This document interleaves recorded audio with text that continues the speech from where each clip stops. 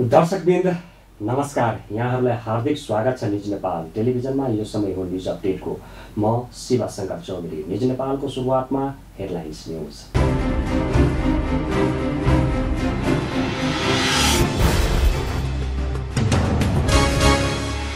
धात्री निकायबाट 27 अर्ब 38 करोड रुपैयाँ सहुलियत ऋणका लागि अध्ययन कार्यदल सरकारद्वारा गठन। स्वास्थ्य क्षेत्रका लागि बेलायत सरकारले उपलब्ध गराउने थप 3 अर्ब 52 करोड रुपैयाँ सहायता स्वीकार गर्ने मन्त्री परिषदको निर्णय। नर्सिङ क्षेत्रका समस्या समाधानका लागि कुनै पहल नगरेको भन्दै नर्सहरू आन्दोलित।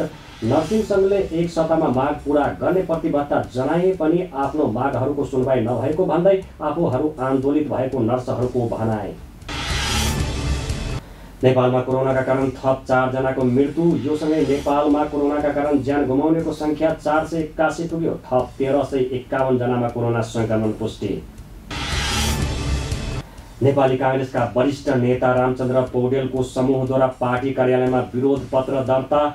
पार्टीलाई विधानसम्मत रूपमा सञ्चालन गरी आगामी महाधिवेशन निष्पक्ष सम्पन्न गर्ने वातावरण बनाउन समूहको माग। खाद्य व्यवस्था तथा व्यापार कम्पनी लिमिटेडले व्यवसायबाट नियन्त्रणमा लिएको प्याज बिक्रीमा थपाथैली बिक्री कक्षबाट प्रति केजी 60 रुपियाँमा प्याज सर्वसाधारणलाई बिक्री गरिएको कम्पनीद्वारा जानकारी। बजारमा बिक्री वितरण भइरहेका विभिन्न कम्पनीका सेनिटाइजरमा विषाक्त रसायन मिथानेल भेटियो। तोकिएको मापदण्ड पूरा नभएको 9वटा कम्पनीको सेनिटाइजर उत्पादन र बिक्रीमा रोक लगाइएको औषधि विभागका महानिर्देशक ढकालद्वारा जानकारी।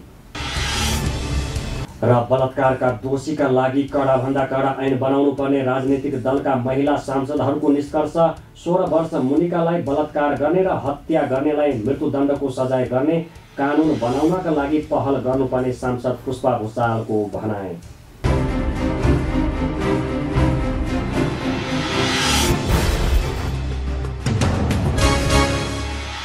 अब न्युज विस्तारमा। सरकारले विभिन्न धात्री निकायबाट 27 अर्ब 38 करोड रुपैयाँ सहुलियत ऋण लिनको लागि अध्ययन कार्यदल गठन गरेको छ। मन्त्री परिषदका निर्णय सार्वजनिक गर्न सोमबार सिंहदरबारमा आयोजित पत्रकार सम्मेलनमा सरकारका प्रवक्ता प्रदीप गेवालीले यस्तो जानकारी दिनुभएको हो। मन्त्री परिषदले स्वास्थ्य क्षेत्रका लागि बेलायत सरकारले उपलब्ध गराउने थप 3 अर्ब 52 करोड रुपैयाँ आर्थिक र प्राविधिक सहायता स्वीकार गर्ने निर्णय गरेको हो। त्यसैगरी विश्व वातावरण सुविधा GEE एपबाट प्रकृतिका लागि विश्वव्यापी कोष WWF र संयुक्त राष्ट्रिय सङ्घीय विकास कार्यक्रम UNDP-बाट प्राप्त हुने र वन मन्त्रालयबाट कार्यान्वयन हुने गरी विभिन्न आयोजनाका 14.59 मिलियन डलर 1 अर्ब 75 करोड अनुदान सहायता स्वीकार गर्ने निर्णय गरेको सरकारका प्रवक्ता गेवालीले जानकारी दिनुभयो। बैठकले सशस्त्र प्रहरीको गोताखोरलाई 10 लाखको बिमा गर्ने र प्रोत्साहन भत्ता बापत काममा खटिएका दिन 300 का दरले भत्ता दिने निर्णय गरेको प्रवक्ता गेवालीले बताउनुभयो। त्यसैगरी कृषि अनुसन्धान परिषद नार्कको कार्यकारी निर्देशकमा डाक्टर दीपक कुमार भण्डारीलाई नियुक्त गर्ने निर्णय गरेको उहाँले बताउनुभयो।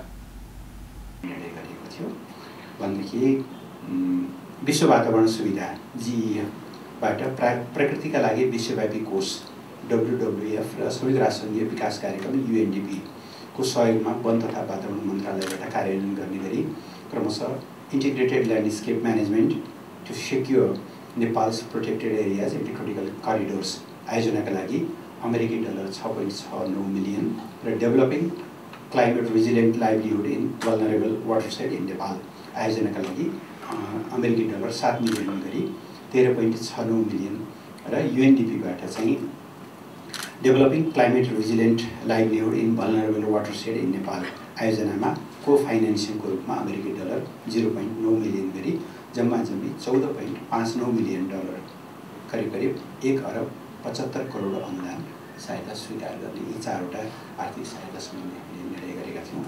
त्यसै दिनको बैठकले सशस्त्र प्रहरी बल नेपालको गोताखोर तालिम प्राप्त सशस्त्र प्रहरी कर्मचारीहरू त्यसमा त्यो असाध्यै जोखिमपूर्ण काम पनि हो। यहाँलाई थाहा छ गाडीहरू डुब्दा ठुल्ठुला दुर्घटनाहरू हुँदा विशेष गरेर त्रिशुली लगायतका विभिन्न क्षेत्रमा उद्धार गर्न उहाँहरू जानुहुन्छ असाध्यै ज्यान जोखिममा राखेर।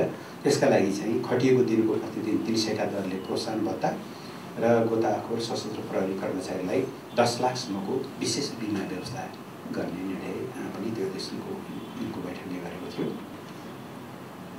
कोरोना भाइरसको सङ्क्रमणको उपचारमा संलग्न जनशक्तिको जोखिम भत्ता व्यवस्थापन पहिले नै हामीले त्यो आदेश जारी गरेका थियौँ। त्यसमा केही संशोधन गर्नुपर्ने थियो ताकि यसलाई सहज ढङ्गले उपलब्ध गराउन सकियोस्। त्यो 2077 स्वीकृत गर्ने निर्णय भएको छ। कर्जा सुरक्षण दोस्रो संशोधन नियमावली 2077 स्वीकृत गर्ने निर्णय भएको छ। आयोजनाहरूको बहुवर्षीय ठेक्का सम्बन्धी मापदण्ड 2077 स्वीकृत गर्ने निर्णय भएको छ। सहुलियतपूर्ण कर्जाका लागि ब्याज अनुदान सम्बन्धी एकीकृत कार्यविधि तेस्रो संशोधन 2077 स्वीकृत गर्ने निर्णय भएको छ।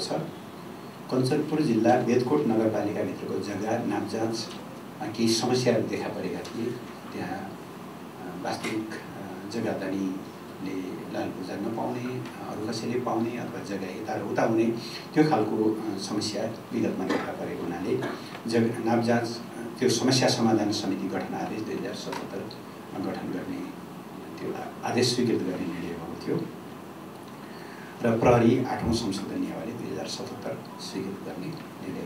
पत्रकार सम्मेलनमा प्रवक्ता गेवालीले नेपालमा कोरोनाको जोखिम अझै पूर्व अनुमान गर्न सक्ने अवस्थामा नभएको बताउनुभयो। सरकारले कोरोनाको जोखिम कम भएर नभई जीवन र जीविका बीच सन्तुलनको आवश्यकताका कारणले धेरै क्षेत्र खुल्ला गरेको गेवालीले बताउनुभयो।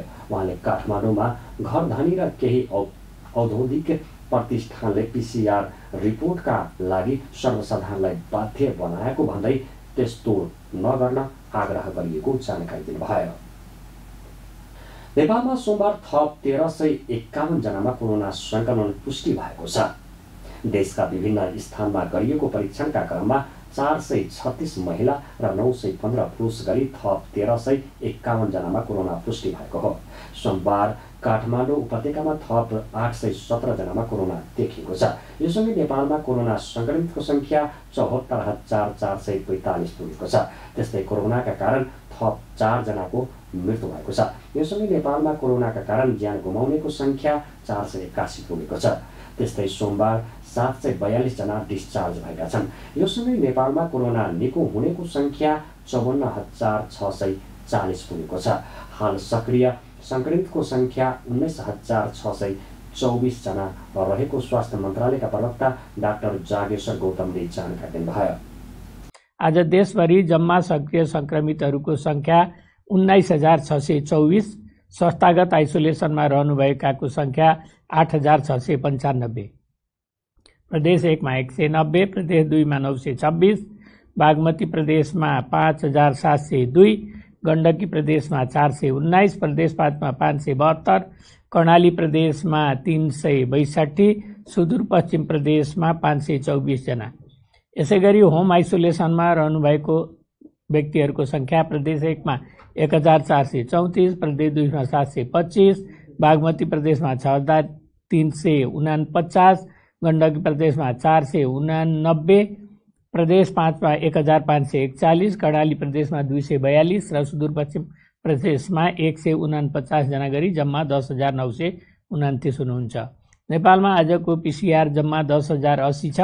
9,98,407 जम्मा परीक्षण भएको छ।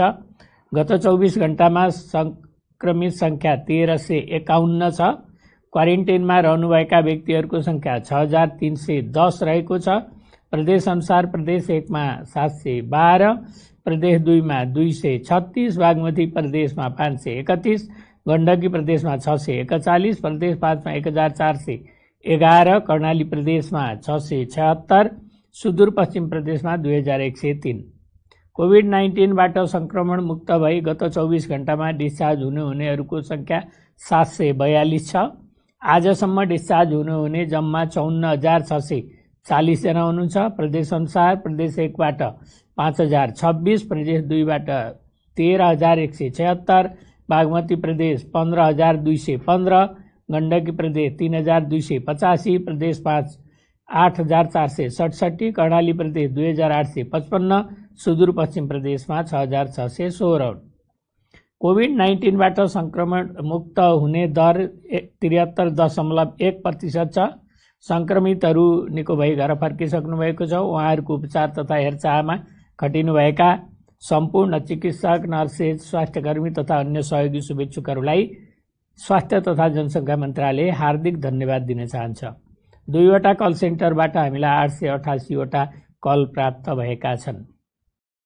हाल क्वारेन्टाइनमा 6310 जना रहेका छन्। त्यस्तै होम आइसोलेसनमा 10929 जना रहेका छन् भने संस्थागत आइसोलेसनमा 8695 जना रहेका छन्। त्यस्तै हालसम्म 9,98,407 वटा PCR भएको मन्त्रालयले जनाएको छ।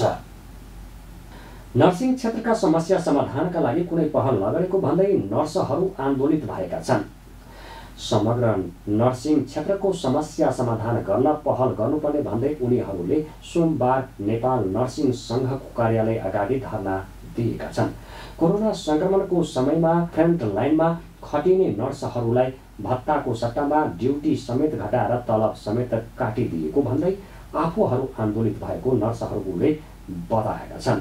धरनामा सहभागी नर्स कल्पना रिजालले एक सप्ताह अघि नै नर्सहरूको समस्या समाधानका लागि 65 बुँदे माग सहित नर्सिङ सङ्घमा मागपत्र बुझाइएको र सङ्घले एक सप्ताहमा माग पूरा गर्ने प्रतिबद्धता जनाइए पनि आफ्नो मागहरूको सुनवाई नभएको भन्दै आफूहरू आन्दोलित भएको बताउनुभयो। आन्दोलनको माग भन्दाले चाहिँ हामी एक हप्ता अगाडि यहाँ हाम्रो ज्ञापन पत्र बुझाउन आएका थियौँ। 65 बुँदेमा मागहरू हामी तयार पारेका थियौँ। त्यसमा हाम्रो साधारण कुराहरू छ क्या। जब जस्तो छ भने पिपी दे नर्सलाई होइन, कोभिडको बेला पिपी दे, भत्ता दे भन्ने कुराहरू माग छ। अनि स्कुल कलेजमा फीहरूको कुराहरू छ है। त्यस्तो माग लिएर हामी आएका थियौँ। तर उहाँहरूले चाहिँ हामीलाई एक हप्ताको टाइम दिनुहोस्, हामीले पुरा गर्न सक्ने मागहरू पुरा गरिदिन्छौँ भनेर भन्नुभएको थियो हाम्रो सङ्घले होइन। पहल गरिदिन्छौँ भन्नुभएको थियो। अनि हामीले एक हप्ता पनि दिएको थियौँ है। आज चाहिँ एक हप्ता पुग्यो।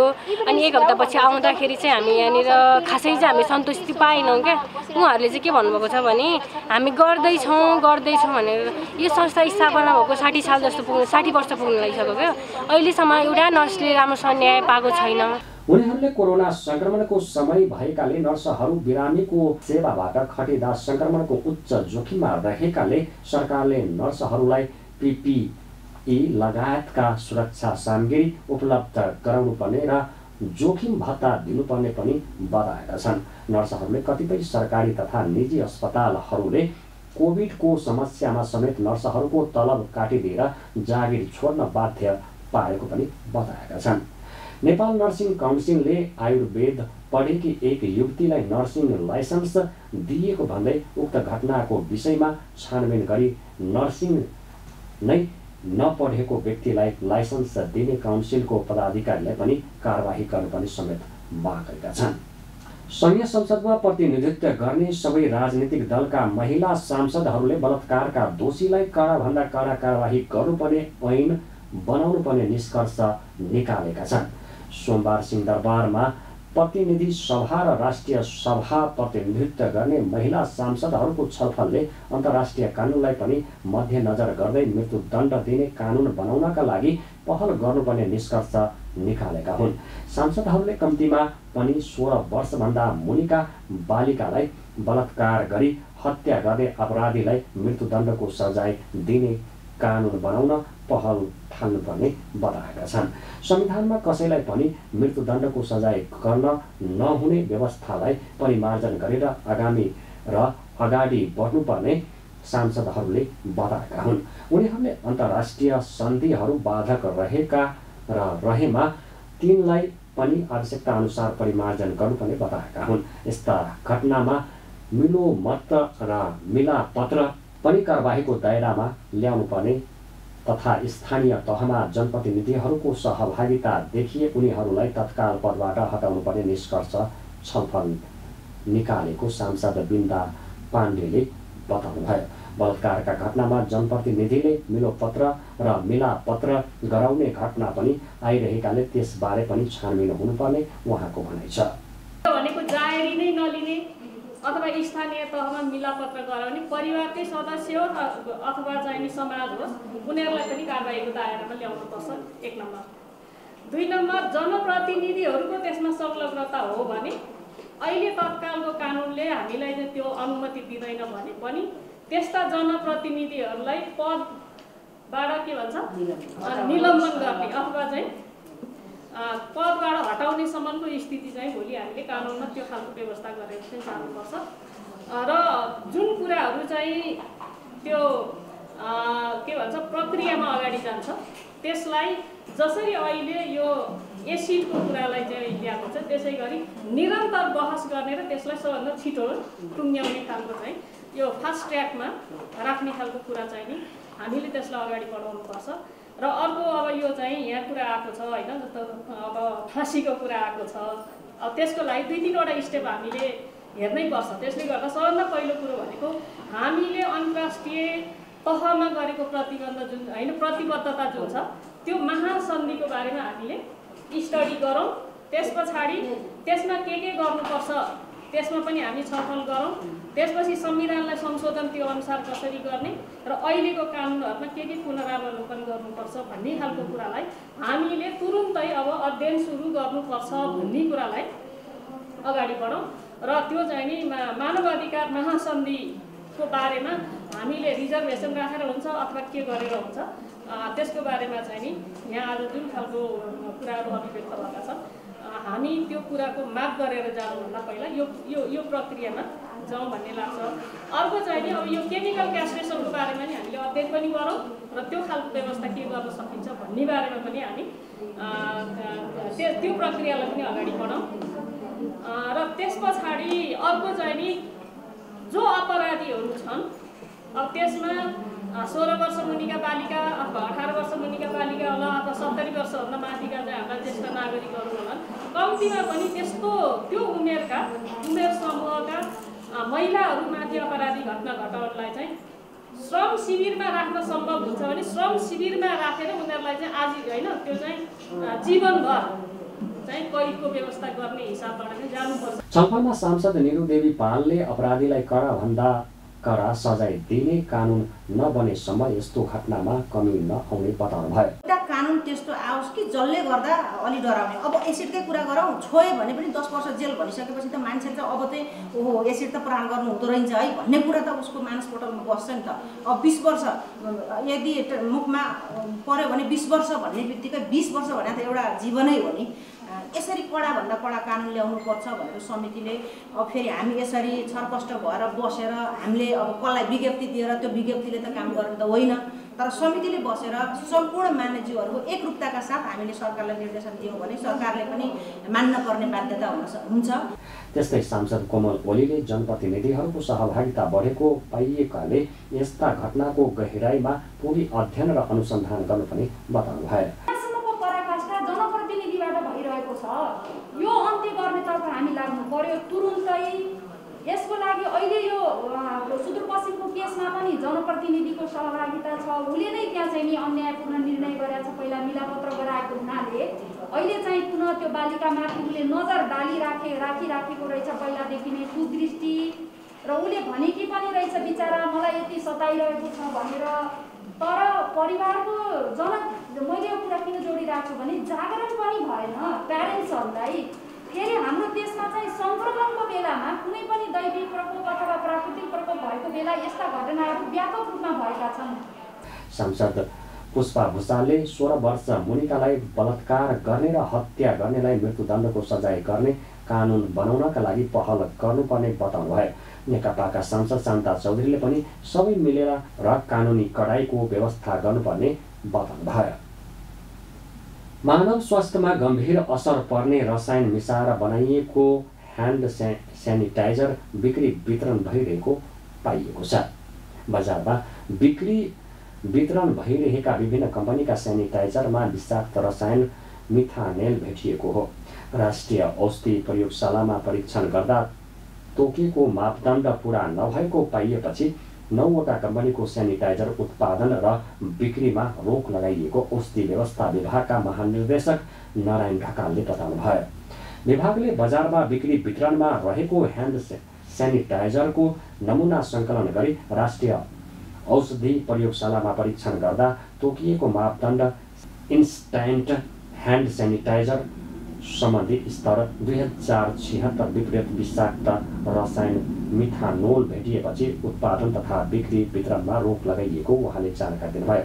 मानव स्वास्थ्यलाई असर पर्ने मिथानोल मिसाएर बिक्री वितरण भइरहेका 9वटा कम्पनीको ह्यान्ड सेनिटाइजर उत्पादन र बिक्री वितरणमा रोक लगाइएको उहाँले जानकारी दिनुभयो। विभागले प्रतिबन्ध लगाइएको कम्पनीको ह्यान्ड सेनिटाइजर प्रयोग नगर्न र नगराउन पनि उहाँले सबैलाई आग्रह गर्नुभयो। कम्पनीलाई भन्दा ती प्रडक्टलाई भनेको मुख्यतया चाहिँ नि यी दर्ता नभएका औषधि सेनिटाइजर हुन्। यसमा केही दर्ता भएका सेनिटाइजर पनि गुणस्तरीय पाइएका छन्, तिनलाई पनि त्यो सुधार गर्न हामीले निर्देशन दिएका छौँ। त्यस्तै पटक दर्ता गरेका पनि पटक चाहिँ नि गुणस्तरीय पाइएकाहरूलाई चाहिँ नि तिम्रो चाहिँ लाइसेन्स किन रद्द नगर्ने भनेर पनि हामीले सोधेका छौँ। त्यस हिसाबले हेर्दाखेरि अब यो तपाईँले हेर्नुभयो अस्तिको 9वटा अनि यो बाँकी चाहिँ नि यो पटक यसमा दोहोरिएको छ 8वटा भनौँ न यसलाई 9 र 8 17 जति चाहिँ नि यो भयो र बाँकी गुणस्तरीय भएका जो चाहिँ दर्ता भएर पनि गुणस्तरीय पाएकालाई पनि हामीले चाहिँ सिस्टम सुधार्ने र गुणस्तरीयता सुधार्नको लागि हामीले चाहिँ निर्देशन दिएर ब्याचहरू चाहिँ फिर्ता गर्न लगाएर कारबाहीहरू अरू पनि कारबाहीहरू चाहिँ गरेका छौँ। त्यो 5-7वटा त्यो ब्रान्डहरू ब्याचहरूलाई पनि यसरी हेर्दाखेरि ती 17वटालाई मुख्य भन्न सक्नुहुन्छ तपाईँले, किनभने ती दर्ता नभएका विषाक्तयुक्त पनि मिसाइएका कुनैमा हामीले तोकेको मापदण्डभन्दा कमसल चाहिँ मापदण्ड रहेका मापदण्डमा अनुसार नभएका त्यस्ता पाइएकाहरूलाई हामीले चाहिँ रोकेका छौँ।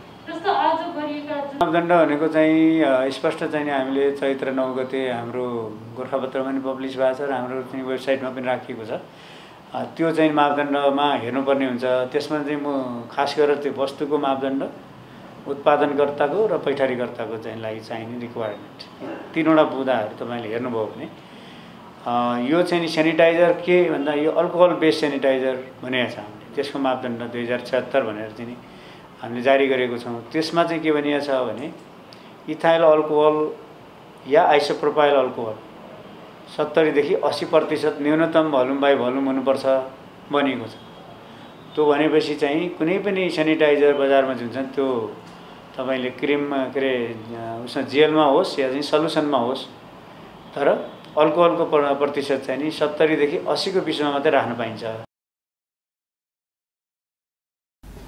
कोरोना सङ्क्रमणपछि बजारमा ह्यान्ड सेनिटाइजरको माग बढेको र केही व्यापारीहरूले निहित स्वार्थका लागि गुणस्तरहीन सेनिटाइजर बनाएर बेच्ने गरेको पाइएपछि विभागले बजारमा पाइने सेनिटाइजरको अनुगमन र परीक्षणलाई तीव्रता दिएको छ। विभागले यसअघि पनि विभिन्न कम्पनीले उत्पादन गरेका गुणस्तरहीन सेनिटाइजरको बिक्री वितरणमा प्रतिबन्ध लगाइएको छ। खाद्य व्यवस्था तथा व्यापार कम्पनी लिमिटेडले व्यवसायबाट नियन्त्रणमा लिएको प्याज बिक्री गरेको छ। थापाथेले बिक्री कक्षबाट प्रति केजी 60 रुपियाँमा प्याज सर्वसाधारणलाई बिक्री गरिएको कम्पनीले जनाएको छ। एक व्यक्तिले 3 केजीसम्म किन्न पाउनेछन्। कम्पनीका अनुसार शुक्रबार 17 क्विन्टल बिक्री भएको छ भने आइतबार लगभग 29 क्विन्टल बिक्री भएको थियो।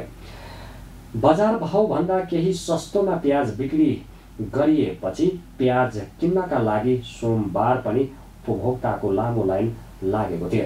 सरकारले बजार अनुगमनका क्रममा बढी मूल्य लिएर बिक्री गर्न लागेको प्याज जफत गरी सर्वसाधारणलाई बिक्री गर्न थालेको हो। बजार अनुगमनका क्रममा 14,600 केजी प्याज सरकारले नियन्त्रणमा लिएको थियो। बिक्री भएको प्याजको रकम 52 रुपैयाँ राजस्व र 8 रुपैयाँ खाद्य कम्पनीको खदामा जम्मा गरिने छ। केही दिन अघि बजारमा प्याजको कृत्रिम अभाव खडा गरी अत्याधिक मूल्य लिएर प्याज बिक्री भइरहेको सूचनाका आधारमा उपत्यकाका विभिन्न पसलमा अनुगमन गरिएको छ।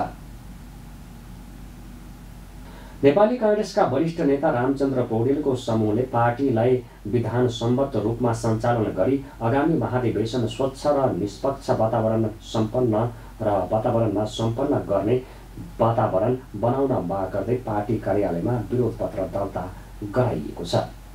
सोमबार पौडेल पक्षको नेता नवीन्द्र राज जोशी नेतृत्वको टोलीले पत्र दर्ता गरी पार्टी मुख्यालय सानेपाका मुख्य सचिव कृष्ण प्रसाद पौडेललाई पत्र बुझाइएको हो। महाधिवेशनको निश्चितता, विभागहरूको गठन, भातृ संस्थाको निर्वाचन र क्रियाशील सदस्यता लगायतका विषयमा विरोध पत्र दर्ता गराइएको नेता जोशीले बताउनुभयो। पार्टीले र पार्टीको चौथो महाधिवेशन सम्पन्न गर्ने सिलसिलामा गर्नुपर्ने स्थानीय तहको समायोजन प्रक्रिया तथा महाधिवेशनको कार्यतालिका सार्वजनिक भएपछि विधानमा भएका व्यवस्थालाई ख्यालै नगरी पार्टीबाट विधान विपरीत भएका काम तथा निर्णयहरू तत्काल खारिज गर्न पत्रमा माग गरिएको जोशीले जानकारी दिनुभयो। मूलतः यो 4 वर्षको महाधिवेशनलाई हाम्रो विधानले 4 वर्षभित्र महाधिवेशन सम्पन्न गर्ने भन्ने कुरा स्पष्ट उल्लेख गरेको छ र विशेष परिस्थितिमा 1 वर्ष समय थप्न सकिने भन्ने कुरा राखिएको छ। तर 4 वर्षभित्र बारम्बार हाम्रा वरिष्ठ नेताजी लगायत हामीले तयारीका लागि आग्रह गऱ्यौँ तर त्यसको वास्ता गरिएन र 5औं वर्ष लागिसकेपछि 1 वर्ष थपिसकेपछि महाधिवेशन गर्ने, महाधिवेशनलाई चाहिँ तयारी गर्ने केही कुराहरू अगाडि बढे। तर अहिले हामी के देख्छौँ भने महाधिवेशन निष्पक्ष ढङ्गबाट गर्ने, अहिले क्रियाशील सदस्यताको विषयमा, अहिले समायोजनका विषयहरूमा जुन किसिमको प्रपञ्च देखिन थालेको छ। विरोध पत्रमा विदेश स्थित जनसम्पर्क समितिहरूको पनि विधि सम्पत्त र केन्द्रीय कार्य समितिको निर्णय अनुसार अधिवेशन गराएर मात्र महाधिवेशनमा प्रतिनिधित्व गराउन माग गरिएको छ। पार्टी सभापति शेरबहादुर देउवालाई सम्बोधन गरिएको विरोध पत्रमा नेता पौडेल, महामन्त्री शशाङ्क कोइराला, कोषाध्यक्ष सीतादेवी यादव तथा नेताहरू प्रकाशमान सिंह, शेखर कोइराला, रामशरण महत, अर्जुन नरसिंह केसी लगायत 27 जना केन्द्रीय सदस्यले हस्ताक्षर गरेका छन्। प्रतिनिधि सभा अन्तर्गतको महिला तथा सामाजिक समितिले राष्ट्रिय प्राथमिकताको आधारमा क्षेत्रगत सन्तुलन कार्य गरी परियोजना स्वीकृत र व्यवस्थापन गर्न समाज कल्याण परिषदलाई निर्देशन दिएको छ। सिंहदरबारमा सोमबार बसेको समिति बैठकले परिषदबाट स्वीकृत अधिकांश परियोजनाहरूको राष्ट्रिय प्राथमिकताका आधारमा छनौट नभएको भन्दै राष्ट्रिय प्राथमिकताको आधारमा क्षेत्रगत सन्तुलन कायम गरी परियोजना स्वीकृत र व्यवस्थापन गर्न परिषदलाई निर्देशन दिएको हो। बैठकले स्वीकृत परियोजनाको समय सीमा सहितको स्पष्ट कार्ययोजना कार्यान्वयन गर्नुमा जोड दिएको छ। त्यस्तै बैठकले अहिलेसम्म विभिन्न गैर सरकारी संस्थाहरूको परियोजना सञ्चालनका लागि स्वीकृत भएको बजेटको विवरण उपलब्ध पनि निर्देशन दिएको समिति सभापति निरुदेवी पालले जानकारी दिनुभयो। बैठकले नवीकरण नभएका संस्थालाई खारिज नगर्दा परिषदको व्यवस्था र अवस्था सुदृष्टि र देशको आवश्यकताको समीक्षा गर्ने प्रवृत्ति स्पष्ट देखिएको, सो विषयमा समेत स्पष्ट धारणा सहित कार्य सम्पादन गर्न पनि निर्देशन दिएको समितिका सभापति पालले बताउनुभयो। पनि संस्थाको वार्षिक प्रतिवेदनमा संस्थाबाट सम्पादित कामको समग्र वस्तु स्थिति, कार्य चाप, लागत, गुण, परिणाम लगायतको अवस्था सहितको समीक्षा एवं आगामी कार्य योजना समेतको जानकारीको अपेक्षा गरिएको हुन्छ। यद्यपि संस्थाको कार्य प्रकृति अनुसार उल्लेखित सूचकहरू फरक पर्ने भए तापनि योजना मूल्याङ्कनका लागि प्रयोग गरिने सूचकहरूको माध्यमबाटै समाज कल्याण परिषदको कार्य सम्पादनको प्रभावकारिता मूल्याङ्कन गर्न सकिने अवस्था रहन्छ। परिषदको आगामी प्रतिवेदनहरूमा विस्तृत सूचक सहितको विश्लेषण हुने, संस्थाको समग्र भौतिक तथा वित्तीय उपलब्धिहरू, चुनौतीहरू, समस्या न्यूनीकरणका लागि गरिएका प्रयासहरू एवं भावी कदमहरू जस्ता विषयवस्तुहरू पनि प्रतिवेदनमा समेटिने अपेक्षा समितिले गरेको छ। यस विषयमा समिति समाज कल्याण परिषदको ध्यानाकर्षण गराउँदछ। त्यसैगरी वित्तीय पारदर्शिता अर्को महत्त्वपूर्ण पक्ष हो। समाज कल्याण परिषदले काठमाडौँ उपत्यका लगायतका स्थानमा रहेका जमिन तथा भौतिक संरचना उपभोग गर्न दिए बापत प्राप्त हुने रकम प्रचलित दर रेट भन्दा न्यून रहेको, लिज वा भाडामा दिने प्रक्रिया अपारदर्शी रहेको, प्रतिस्पर्धाको अभाव रहेको परिषद उल्लेखित विषयमा निष्क्रिय देखिने गरेको, आन्तरिक कार्य सञ्चालनका लागि समेत गैर सरकारी संस्थाबाट अनुचित लाभ लिने गरेको जस्ता जनगुनासाहरू समितिलाई प्राप्त भएका सन्दर्भमा उल्लेखित विषयमा सत्य तथ्य जानकारी विवरण समितिलाई यथार्थ विवरण यथाशीघ्र उपलब्ध गराउन र समाज कल्याण परिषदले स्थापना कालदेखि अहिलेसम्म विभिन्न गैर सरकारी संस्था मार्फत सञ्चालन हुने गरेका योजना परियोजनाका लागि विस्तृत रकमको सालगत विवरण उपलब्ध गराउन समेत समिति समाज कल्याण परिषदलाई निर्देशन गर्दछ। 3. गैर सरकारी संस्थाका कार्यक्रमहरू सबै तहमा कार्यान्वयन हुने, यद्यपि समाज कल्याण परिषदको उपस्थिति केन्द्रीय तहमा मात्रै रहनुले परिषदले गर्ने समन्वय प्रभावकारी नहुने निश्चित छ। त्यसैगरी कतिपय सङ्घ संस्थाहरू जिल्ला प्रशासन कार्यालयमा दर्ता भएर मात्रै पनि सञ्चालनमा रहेका देखिन्छन्। समाज कल्याण परिषदबाट प्रकाशित विवरण अनुसार पनि हाल देशमा करिब 50,000 सङ्घ संस्था दर्ता रहेको देखिन्छ। दर्ता भएका कतिपय सङ्घ संस्थाहरू नियमानुसार नवीकरण नहुने गरेको पनि देखिन्छ। नवीकरण नहुने संस्थालाई खारेज गरेको पनि देखिँदैन। के हाम्रो जस्तो देशको लागि 50,000 भन्दा बढी राष्ट्रिय गैर सरकारी संस्था आवश्यक छन्? नवीकरण नभएका संस्थालाई खारेज किन नगरेको हो? यस्तो अवस्थाले समाज कल्याण परिषदको अवस्था, दूरदृष्टि र देशको आवश्यकताको समीक्षा गर्ने प्रवृत्ति स्पष्ट देखिन्छ। तसर्थ उल्लेखित विषयमा स्पष्ट धारणासहित कार्य सम्पादन गर्न समिति समाज कल्याण परिषदलाई निर्देशन गर्दछ। बैठकमा परिषदका उपाध्यक्ष डाक्टर पद्मप्रसाद खतिवड़ाले गैर सरकारी सङ्घले पेश गर्ने परियोजनाहरूको अध्ययन गरेर मात्रै अनुमति दिने बताउनुभयो। सांसदहरूले गैर सरकारी संस्थाहरू नियमनको दायरामा ल्याउनुपर्ने अहिलेको आवश्यकता रहेको बताएका थिए। हामी न्युज अपडेटको अन्तमा आइपुगेका छौँ। जाँदा जाँदै हेडलाइन्स न्युज पुनः एकपटक।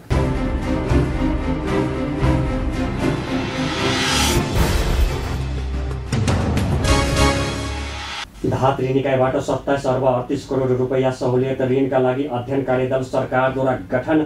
स्वास्थ्य क्षेत्रका लागि बेलायत सरकारले उपलब्ध गराउने थप 3 अर्ब 52 करोड रुपैयाँ सहायता स्वीकार गर्ने मन्त्री परिषदको निर्णय। नर्सिङ क्षेत्रका समस्या समाधानका लागि कुनै पहल नगरेको भन्दै नर्सहरू आन्दोलित।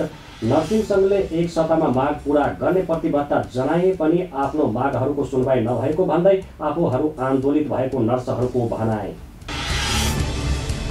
नेपालमा कोरोनाका कारण थप 4 जनाको मृत्यु। यो सँगै नेपालमा कोरोनाका कारण ज्यान गुमाउनेको संख्या 481 पुग्यो। थप 1351 जनामा कोरोना संक्रमण पुष्टि।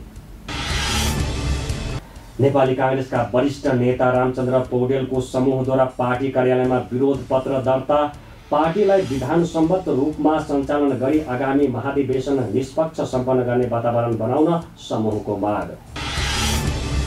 खाद्य व्यवस्था तथा व्यापार कम्पनी लिमिटेडले व्यवसायबाट नियन्त्रणमा लिएको प्याज बिक्रीमा थपाथैली बिक्री कक्षबाट प्रति केजी 60 रुपियाँमा प्याज सर्वसाधारणलाई बिक्री गरिएको कम्पनीद्वारा जानकारी।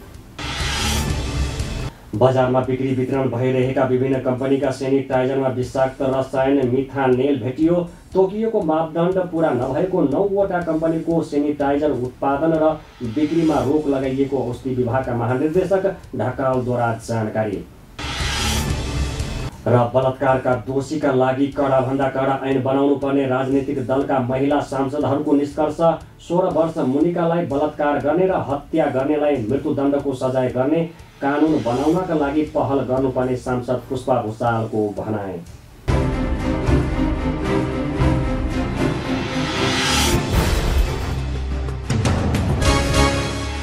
दर्शकबिन, अहिलेलाई न्युज अपडेट यति नै। निरन्तर न्युज अपडेटका साथ हामी पुनः उपस्थित हुने नै छौँ। हेर्दै रहनुहोस् न्युज नेपाल टेलिभिजन। नमस्कार।